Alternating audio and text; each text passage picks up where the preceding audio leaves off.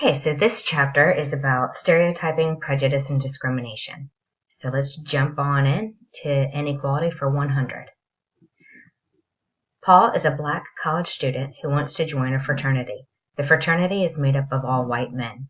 When Paul's application is denied, he asks why, and the head of the fraternity implies, but does not say, that it is because Paul is black. Which of the following best describes what has happened to Paul? What is he has been discriminated against?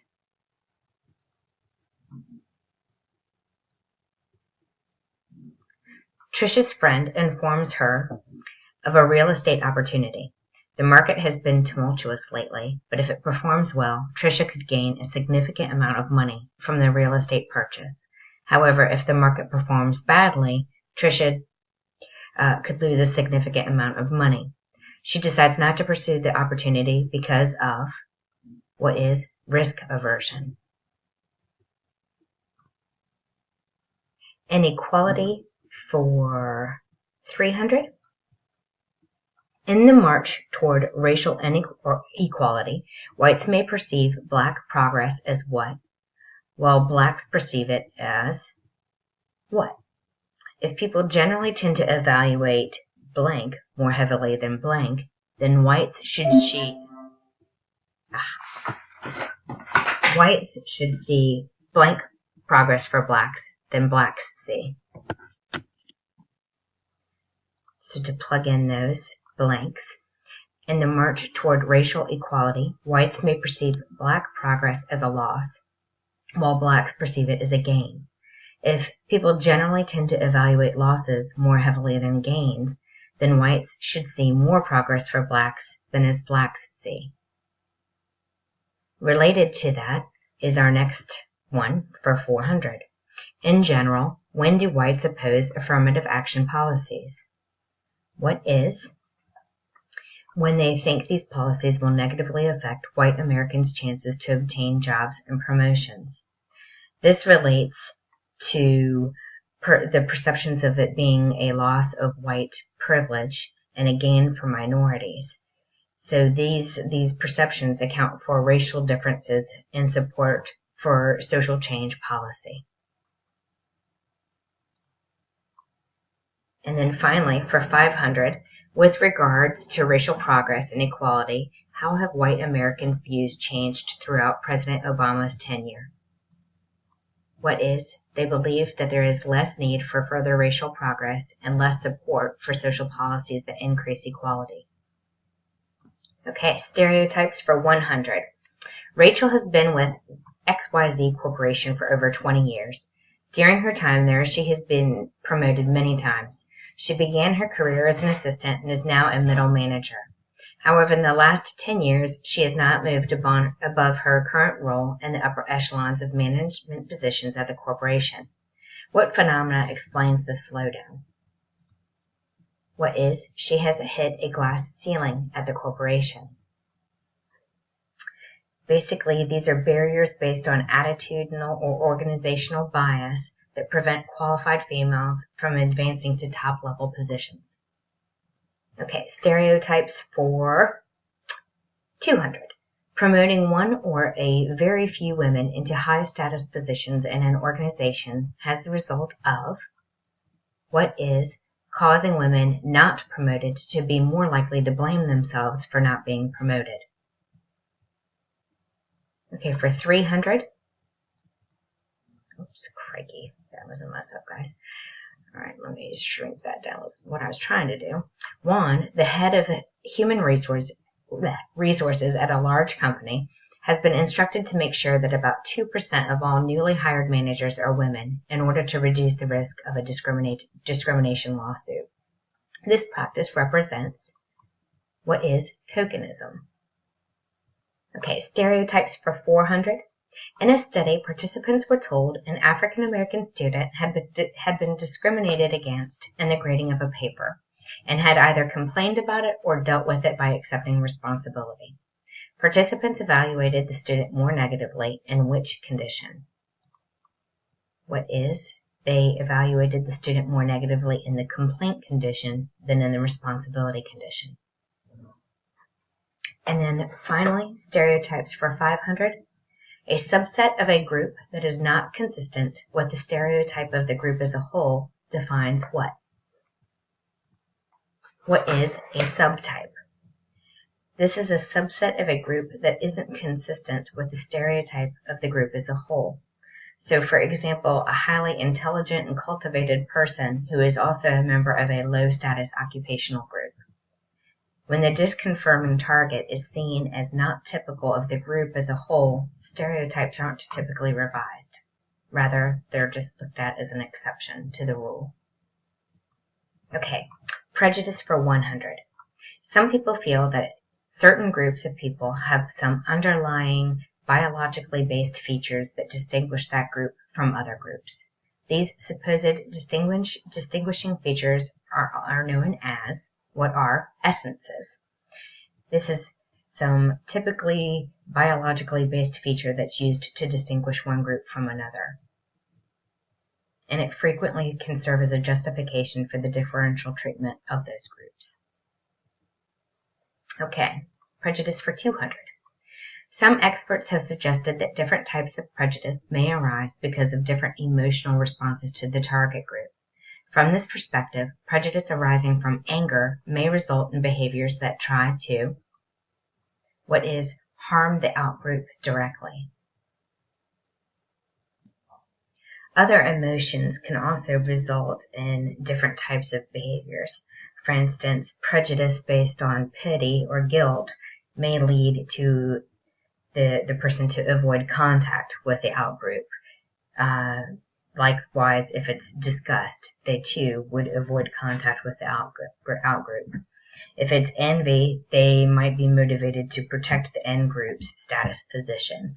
So different emotions are associated with different types of behaviors as a result. Okay, prejudice for 300. John is a white man who is interested in purchasing a house. Max is a black man who is interested in purchasing the same house. This is an example of what is a zero-sum outcome. These outcomes are those that only one person or group can have. So if one group gets them, the other cannot. Okay, for 400, Jacob is a summer camp counselor director who has decided to group his campers into one of 3 groups. Each of these groups will be situated in separate areas of the camp. What is the most likely outcome due to this situational context? What is the campers will develop a strong attachment to their own group and may grow to hold very negative views of the other groups. Be sure to review the Robbers Cave study to get a little bit more information about this. Okay, a mechanism for reducing intergroup conflict, which requires groups working together to accomplish a task, refers to what process? What is superordinate goals? These are goals that tie the interests of both sides in a conflict together rather than driving them apart, and it can only be achieved by cooperation between groups. All right, discrimination for 100.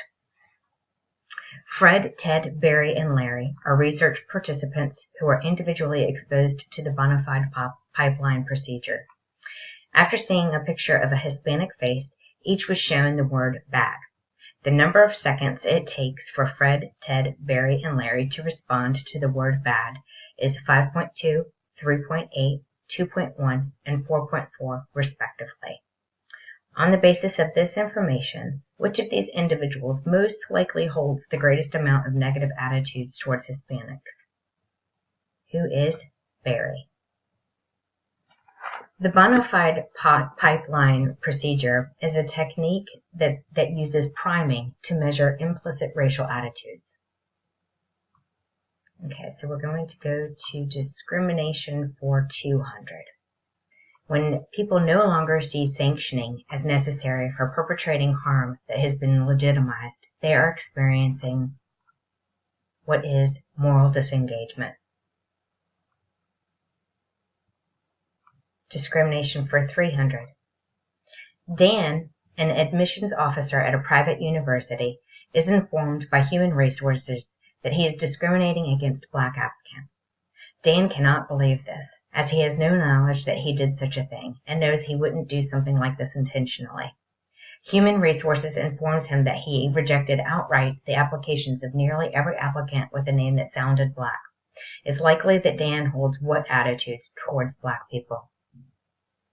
What is implicit attitudes? These are unconscious associations between objects and evaluative responses. Okay, discrimination for 400. How do prejudiced people come to perceive themselves as unprejudiced? What is, they compare themselves to extreme bigots and feel that they don't match up. And finally, discrimination for 500. Jason has just seen 4 faces from different individuals of varying races, Native American, white, black, and Hispanic, via the use of a priming stimuli. After being presented with a certain target word, his response time after each of these 4 faces, in the order presented above, was 1.7, 0.98, 2.1, and 0.76 seconds, respectively. Which of the following faces is Jason most likely associating with the target word?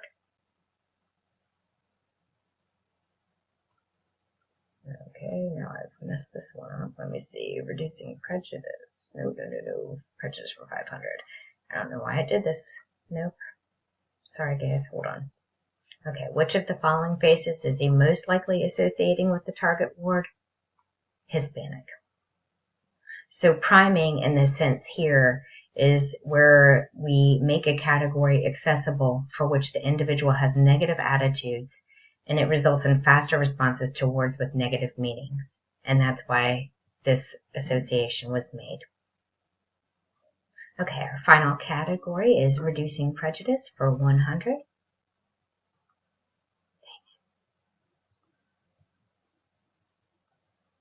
Okay, Arnold is a white Christian. He raises his son, Charles, to think that Muslims are morally and socially inferior to Christians. As Charles grows, Arnold approves whenever the boy expresses such views. Charles has learned to prejudice through what is the social learning view.